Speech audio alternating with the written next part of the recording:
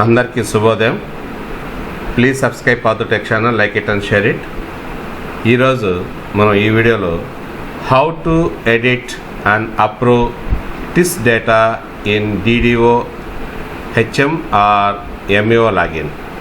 So ఈరోజు మనం ఈ వీడియోలో టిస్ డేటా యొక్క సమాచారాన్ని ఏ విధంగా ఎడిట్ చేయాలి, ఏ విధంగా అప్రూవ్ చేయాలి, DDO గారు ఏ విధంగా వారి యొక్క లాగిన్లో అప్రూవ్ చేయడం జరుగుతుందో మనం ఈ వీడియోలో నేర్చుకుందాం. సో మొదటగా మనం గతంలో అంటే కొద్ది వారాల క్రిందట మనం ఈ ప్రతి ఒక్క టీచర్ కూడా CSE వెబ్సైట్లో వారి యొక్క సమాచారం అంతా కూడా, ఎంప్లాయ్ యొక్క సమాచారం అంతా కూడా టిస్ డేటాలో ఉంచడం జరిగింది. దాంట్లో ఎడిట్ ఆప్షన్ ఇచ్చారు, సేవ్ ఆప్షన్ ఇచ్చారు.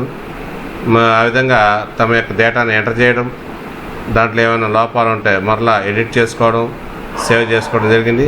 చివరిగా ఆ సమాచారాన్ని ఫ్రీజ్ చేసి కన్ఫర్మ్ చేసేదానికి కూడా అవకాశం ఇచ్చారు. ఆ విధంగా కన్ఫర్మ్ చేయడం కూడా జరిగింది.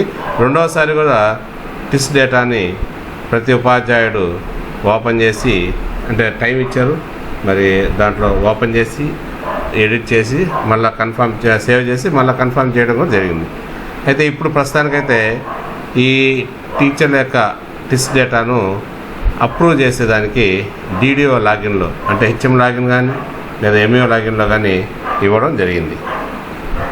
వీరికి ఎడిట్ ఆప్షన్ కూడా ఇవ్వడం కూడా జరిగింది. అప్రూవ్ చేయడం ఆప్షన్ కూడా ఇవ్వడం జరిగింది. అది ఏ విధంగా అనేది చూద్దాం. So please subscribe Pathu tech channel, like it and share it. మొదటగా మనం CSE వెబ్సైట్కి వెళ్ళాలి. సో ఇక్కడ కనిపిస్తున్నటువంటి AP.gov.in, ఈ CSE.AP.gov.in దీనిలోకి వెళ్ళాలి. దీని మీద మనం క్లిక్ చేయాలి. క్లిక్ చేసిన తర్వాత క్లిక్ చేయగానే మనకి ఈ విధంగా ఓపెన్ అవుతుంది. ఇక్కడ కుడివైపున లాగిన్ అనేటువంటిది ఆప్షన్ కనిపిస్తుంది.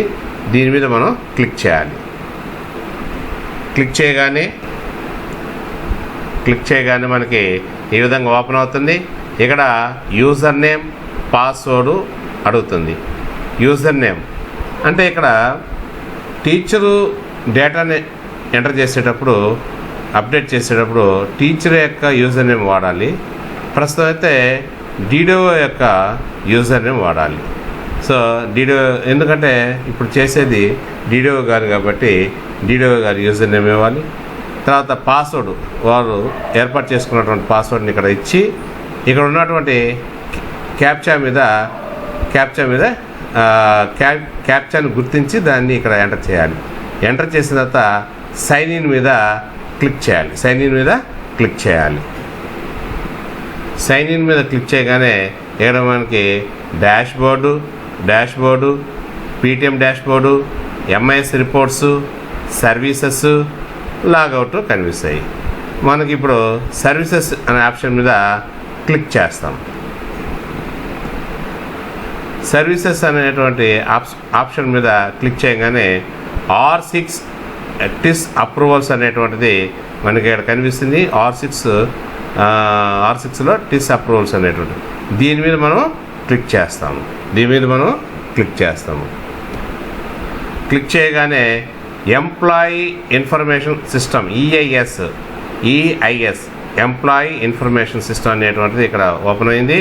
మరి అప్రూవల్ ఫ్లో అనేటువంటిది ఇక్కడ మనకు కనిపిస్తుంది. అప్రూవల్ ఫ్లో డిస్ట్రిక్ట్ సెలెక్ట్ చేసుకోవాలి. తర్వాత డివిజన్ వస్తుంది, డివిజన్ చేసుకోవాలి. మండల్ సెలెక్ట్ చేసుకోవాలి. తర్వాత వచ్చేసి ఇక్కడ స్కూలు సెలెక్ట్ చేసుకోవాలి. అయితే హై స్కూల్కి అయితే డైరెక్ట్గా ఆ స్కూల్ యొక్క పేరు ఇక్కడ మనకి డిస్ప్లే అవుతుంది. అదే మండలాల్లో SGTలకు సంబంధించినటువంటి ఏదైతే అనేక స్కూల్స్ ఇక్కడ డిస్ప్లే అవుతాయి.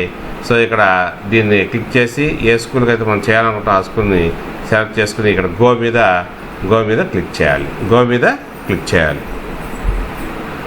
మీద క్లిక్ చేయగానే మనకి ఈ విధంగా డిస్ప్లే అవుతుంది. చూడండి, serial number, treasury ID, teacher name, designation, gender, date of birth, teaching type, action or view. ఈ విధంగా ప్రతి ఒక్క టీచర్కి సంబంధించినటువంటి హై స్కూల్ అయితే ఆ హై స్కూల్లో వర్క్ చేస్తున్నటువంటి ప్రతి ఒక్క టీచర్ సంబంధించినటువంటి ఇక్కడ డిస్ప్లే అవుతాయి. అదే ఎంఈఓ లాగిన్ అయితే ఆ మండలంలో పనిచేస్తున్నటువంటి స్కూల్లో పనిచేస్తున్నటువంటి అందరు టీచర్ల యొక్క వివరాలన్నీ కూడా డిస్ప్లే అవుతుంది.